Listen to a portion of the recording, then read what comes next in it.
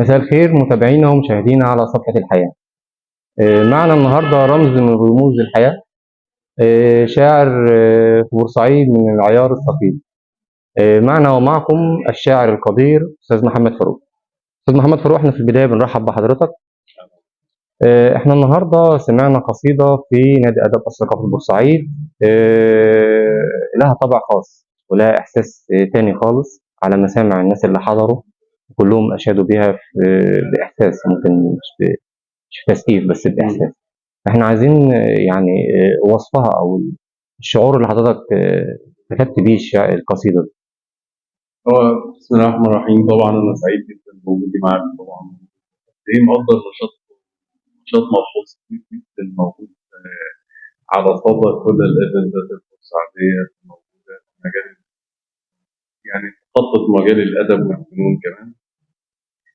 فيمكن النص ده ليه طابع يعني يمكن النص اتكتب سنه 2012 2013. كنت عملت البداية، كان عندي ديوان اسمه جيبارا. ديوان جيبارا ده يعني كان إرهاصات كانت ما قبل الثورة. بعد كده جينا أيام الثورة، حبيت إن أنا أعمل كتاب كبير.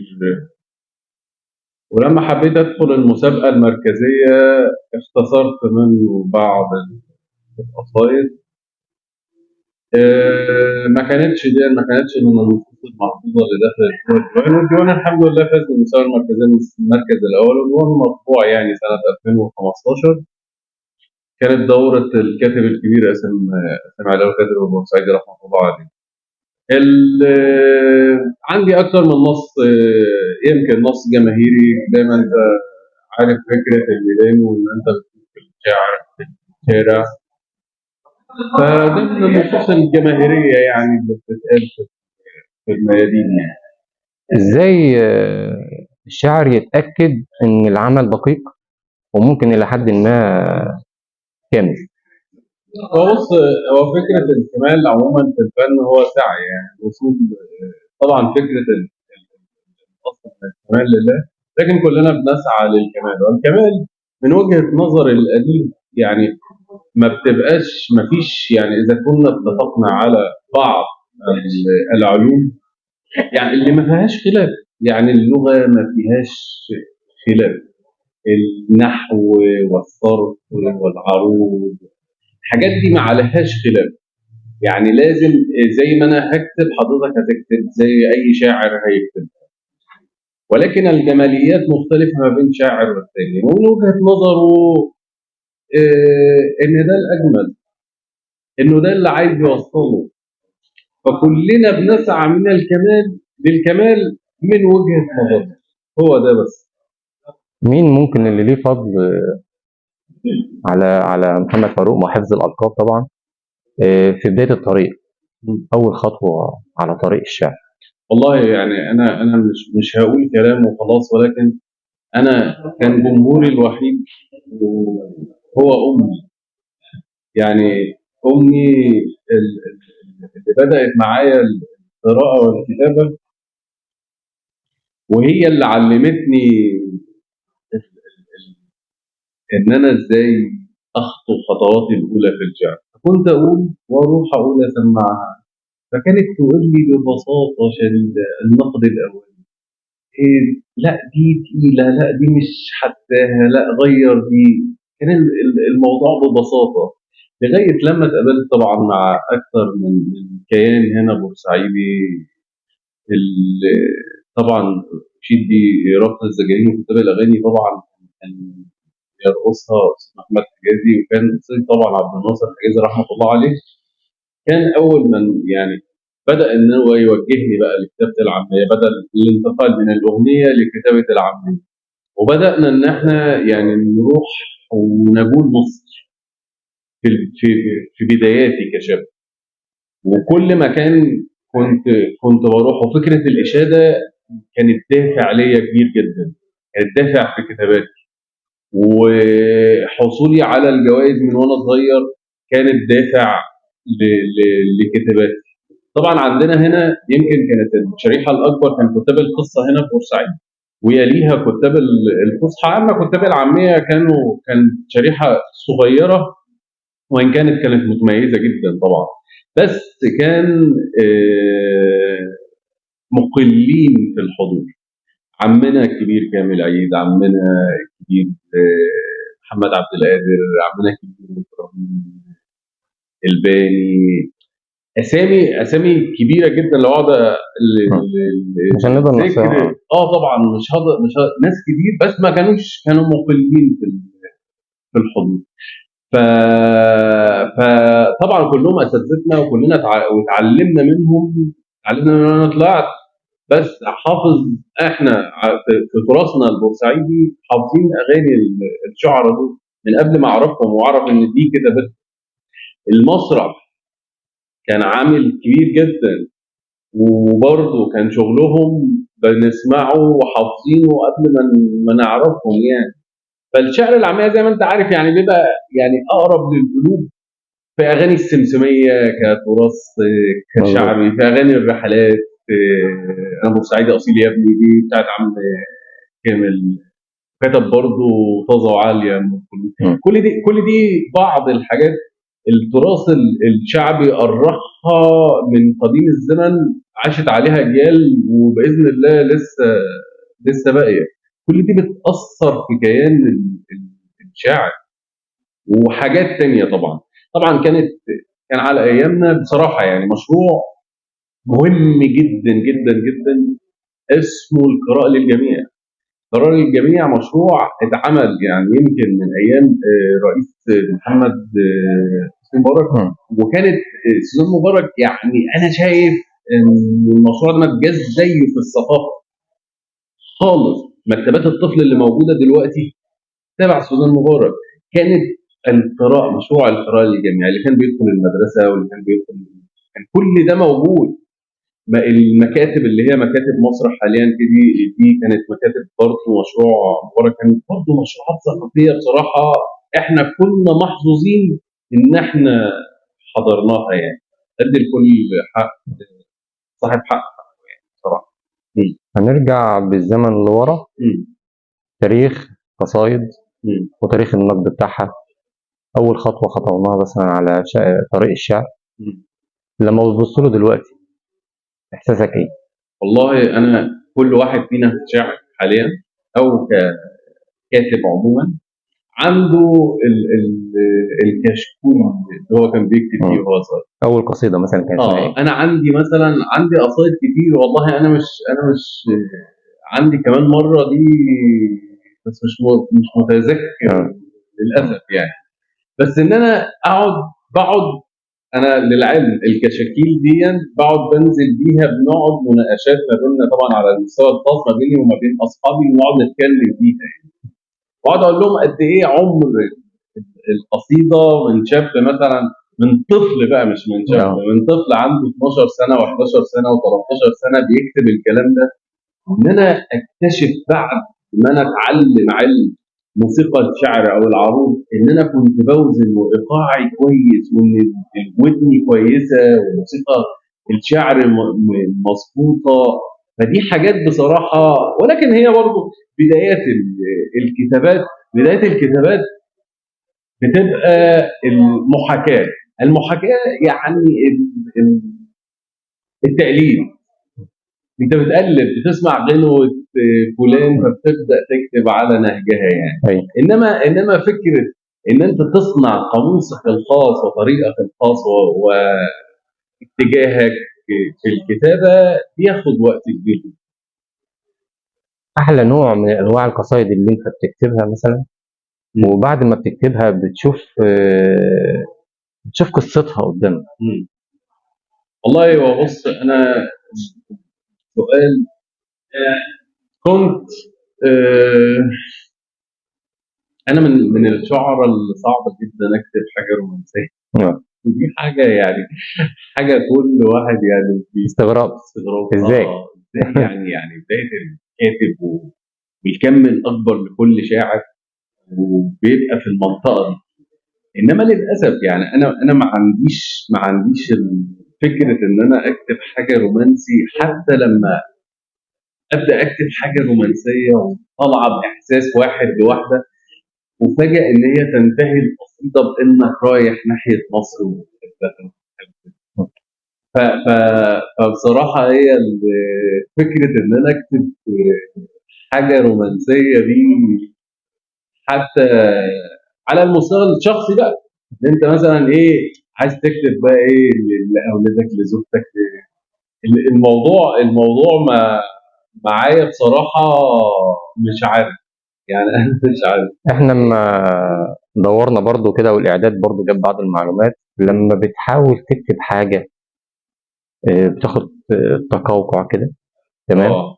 بس في نقطه بقى احنا ما خدناش بالنا منها او ممكن تكون غايبه عن المشاهد. اما بتخلص الحاجه قبل النشر تاخد راي حد فيها، بتناقش حد، بتقول له كل العمل ولا حاجه معينه انت ممكن ما تشايف اللي هي مش دقيقه مش كامله.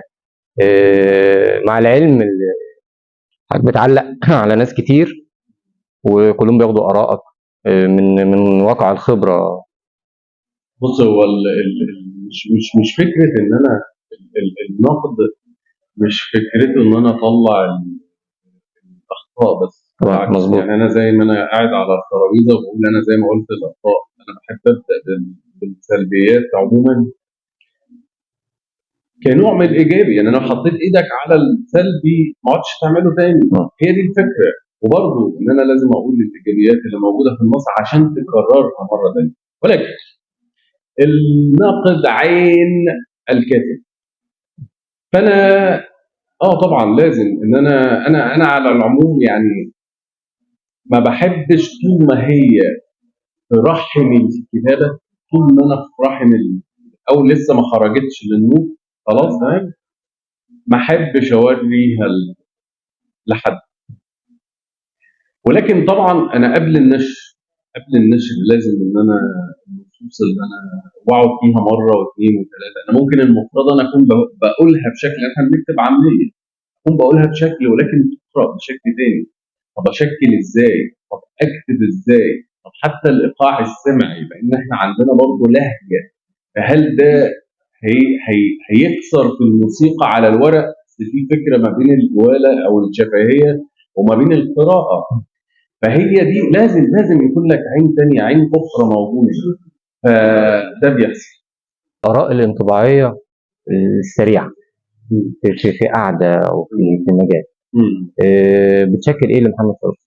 بص، هو النقد الانطباعي يمكن اول اساليب النقد اللي اتخلقت على الحياه، وهي ممكن نفسرها بتسقيفه، هو انطباع للناس.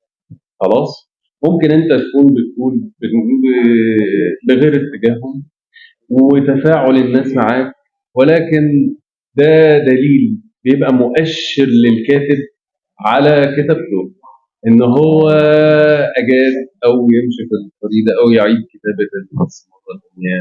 فده النقد الانطباعي بصراحه، ولكن هو مش دقيق 100%.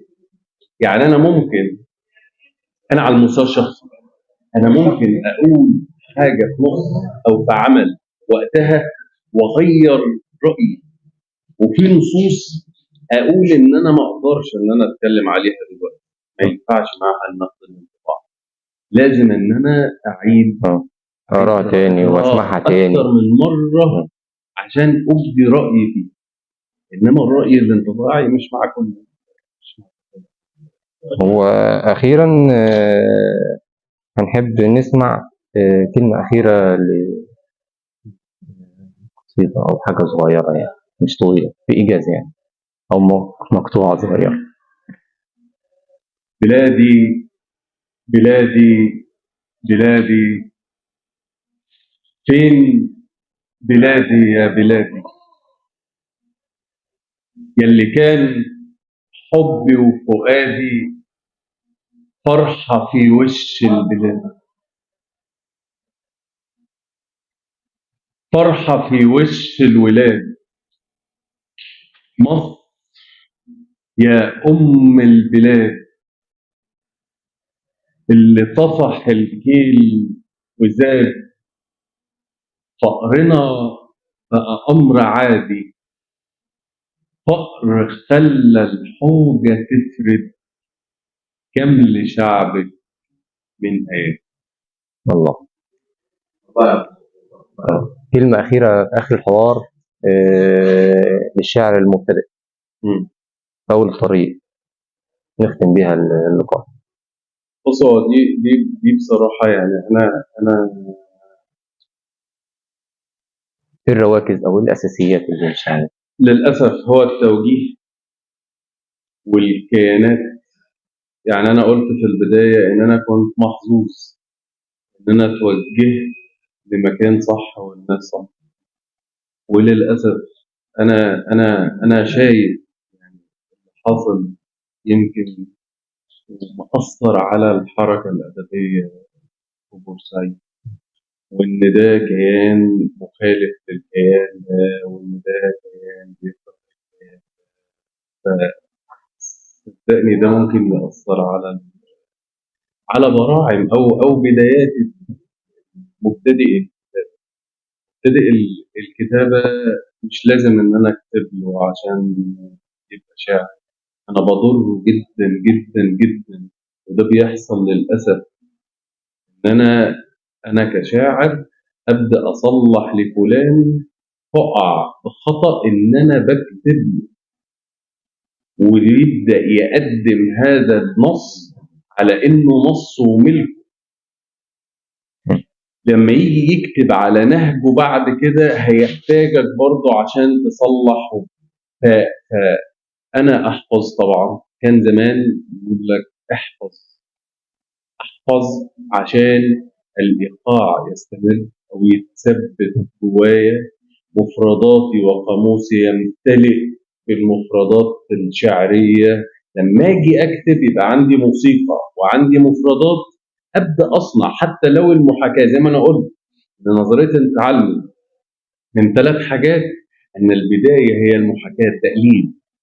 إن أنا بحب الغنى عشان بشوف حد بيغني وأبدأ أعمل زيه. بحب الشعر وبحب التمثيل وبحب الفن التشكيلي وبحب التصوير. كل جميع الفنون بحبها وببدأ بالمحاكاة، وبعدها الصواب والخطأ. اكتب واغلط، اكتب واغلط، وبعد كده بالخبرات. بعد كده الخبرات اللي احنا اتكلمنا عنها اللي هي النقد الانطباعي.